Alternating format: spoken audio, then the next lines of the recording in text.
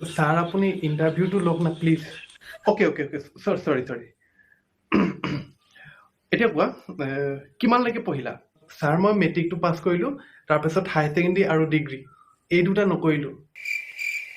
তাৰ পাছত মই ITI টো নিজে নকৰিলোঁ বাৰু, কিন্তু পলিটেকনিকটো মোক ঘৰৰ পৰা কৰিব নিদিলে।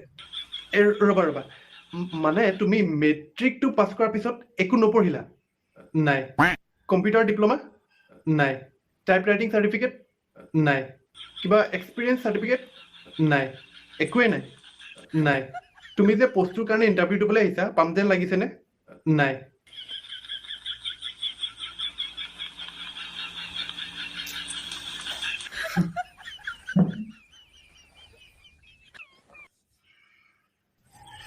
কুকুৰ যাওঁ। গালি কা দিছ তই? কুকুৰ বুলি কৈ থৈ গ'ল কিবে?